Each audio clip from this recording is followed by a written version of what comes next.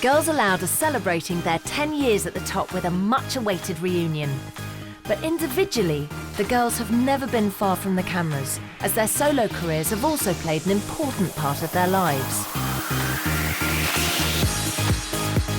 Cheryl's solo projects have seen her make the move from X Factor judge to movie star, as well as maintaining a pop career that boasts 3 hit albums and as many #1s. Most recently, she's taken on her first headline arena tour.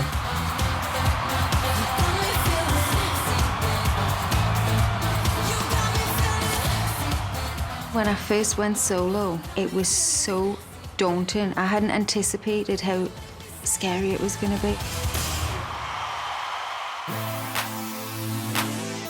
And it all began for Cheryl's solo career in 2008, after taking part in The Passions of Girls Aloud, a show that would change her life by introducing her to a very special man.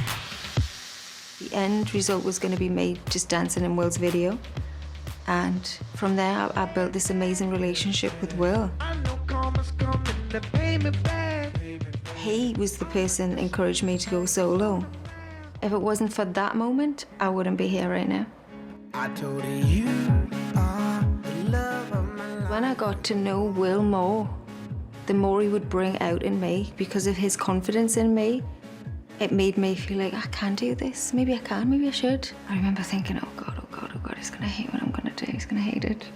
And he played a track and I just wrote and it just came off the pen like that and he loved it. I wrote 6 tracks and he loved every single one of them. But there's one track that will always remain close to Cheryl's heart. Fight for This Love is like a huge part of my life now. It was everything I wanted to say, everything I felt, put into a song.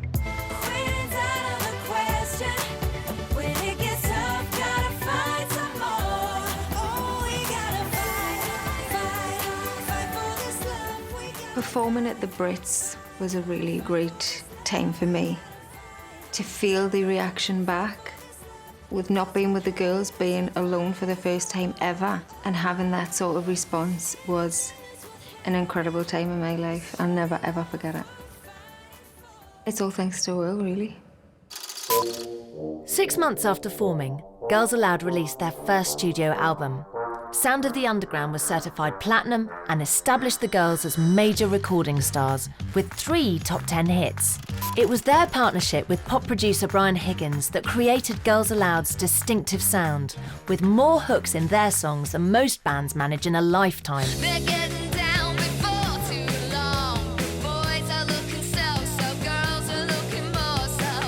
Can I change the levels? The recording process at Brian's was quite different to what I expected. Initially, we were kind of very like, we don't want to do it like that, and oh, we don't think that sounds good. And then he was kind of like, you don't tell me what sounds good. Brian has his own amazing workshop going on there that's specific to him. Well, we'd never sing a full song. It would be, here is 18 parts, learn them in the lounge, and then come up and sing them. We've never been given a complete song to sing and been like, that's what the song's going to be. We always start not knowing what on earth it's going to turn out like. I remember when we first heard Biology, it sounded like 3 songs in one. And I think it was actually 3 different songs that they pieced together. And we freaked out at Biology. We thought, what the hell?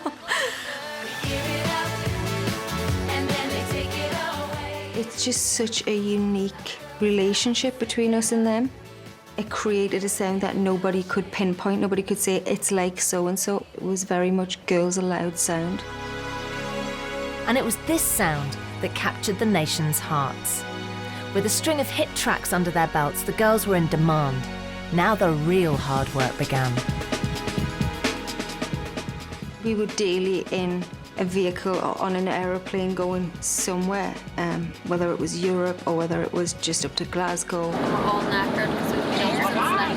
Some of them was 5, some of them was 6 this morning. I mean, literally, sometimes we were in the car for a week, 2 weeks. I'm tired. I'm hungry. I'm cold. Sarah, are you in a better mood today? I'm in a great mood. Some nights we didn't even go home to bed because we'd be doing a radio gig and then we'd travel back and then we'd be up for GMTV. Like, sometimes we didn't actually go to bed.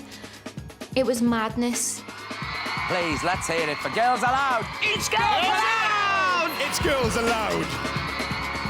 We became so good at falling asleep within seconds, and you would get really good at sleeping in such a way that your makeup wouldn't move too much.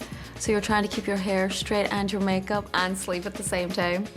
You're waking up at 5 in the morning, you're traveling all day, you're talking, you're dancing, you're rehearsing, you're doing photo shoots, I mean, it is intense and it's crazy hard work. Very rarely we would have a perfect day. There's always a drama of some description. Yeah, I can't breathe now. Then he was like, we do it in the corridor. It's 5 girls, there's always a drama.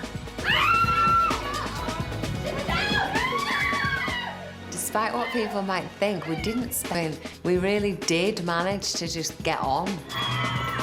We actually liked being around them all the time. Even journeys to and from gigs, you know, you've got like 3-4 hours in a car at night and it's kind of just like chatting to your friends, putting the world to rights. I actually quite liked that. You just keep out of their way, someone's on one, clearly in a bad mood for whatever reason, just generally paid off, you know, you just know to avoid that person or to just try and make the situation lighter, but we never exploded.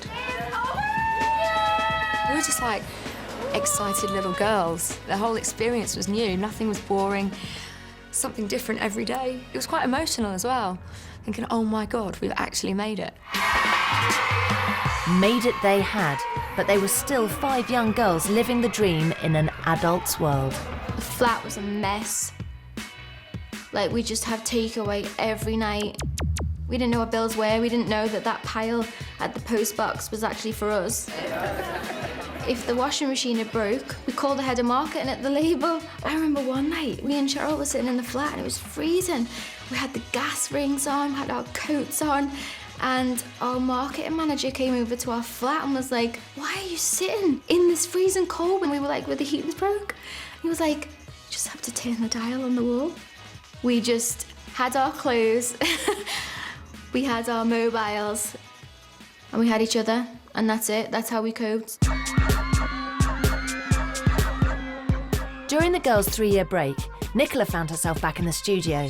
Contributing songs to the Girls Aloud catalogue, she was encouraged to release her own album, the critically acclaimed Cinderella's Eyes.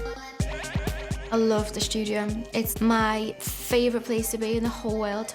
I've been fortunate in the fact that Brian Zanamania had let me put some of the songs on the Girls Aloud record, so starting to make a solo record, it came naturally.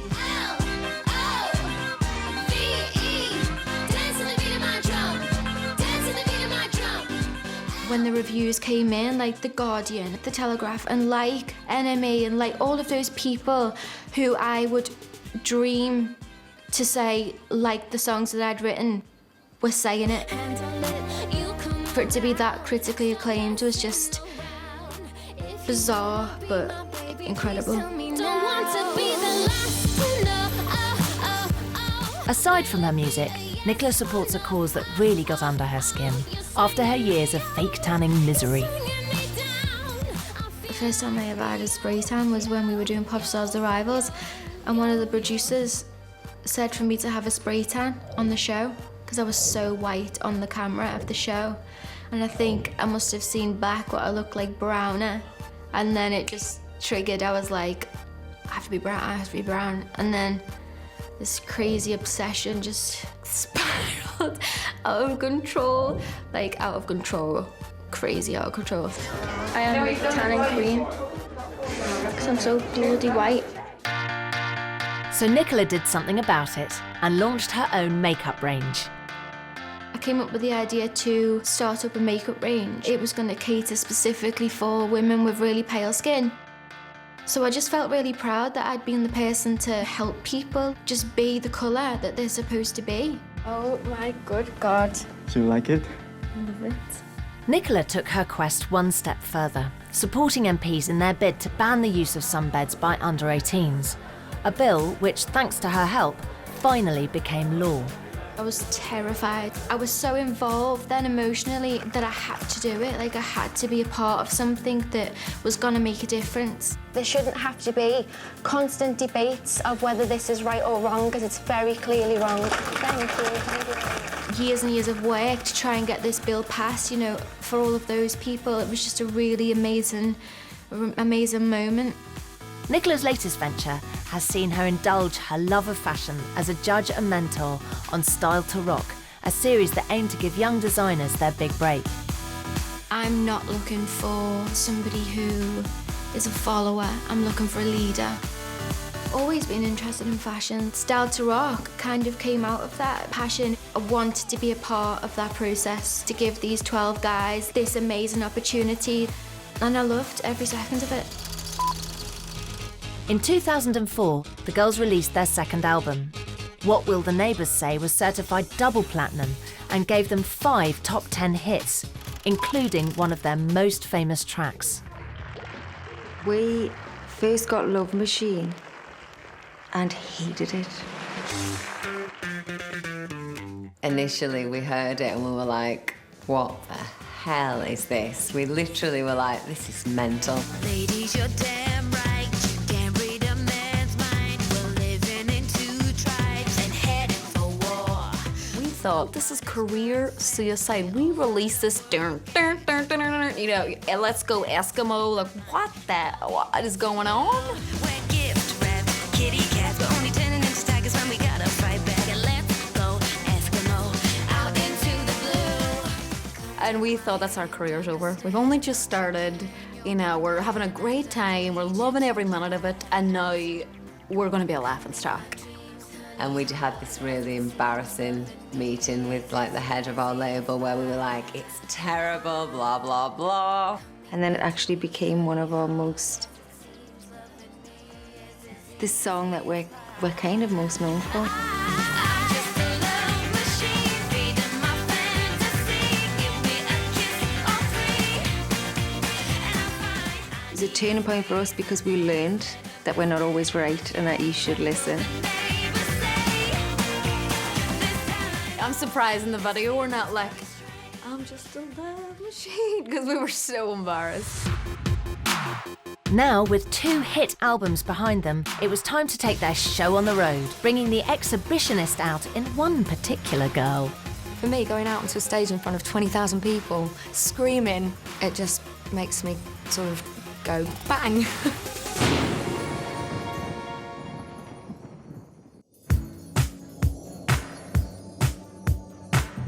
Girls Aloud love a challenge, playing some amazing venues and festivals in their time, and they're always keen to try out something a little bit different. In 2007, they made their debut on the big screen in St Trinian's The Movie.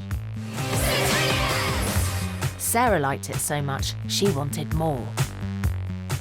Obviously, it's a different environment, but actually, I really enjoyed it. The second St Trinian's came around because they knew that I loved to act, and they'd seen us perform as the school band at the end of the first one, and I got on quite well with the producers, so then I got called for the second one. I was kind of typecast to be very much like the rock chick personality that I am, and with Ricky from Kaiser Chiefs playing my boyfriend when we pulled up, I just thought it was hilarious. Love you, babe. Whatever. It's a lot to concentrate on, remembering your lines, remember your actions, and all the time I'm told, less is more, Sarah. Because I'm very animated, especially from performing, you have to learn to hold back and be very still. Probably a bit like now, because I do a lot of this. But away from the limelight, country-loving Sarah likes to pull on her wellies and get out and about with her 3 French bulldogs. Sit, wait, sit, wait, go! They're all very, very funny. Different little characters. Yogi, Claude, big calls. Ready, steady, go! No, I love it. I really love coming out with them. It's fresh air. It's unlike being in the city, I suppose. I mean, I like being in London, but I like getting out of London. Yeah, it's relaxing. Hi. It's nice to come out and then not worry about what you look like and just get into your comfy clothes and just have a laugh, really.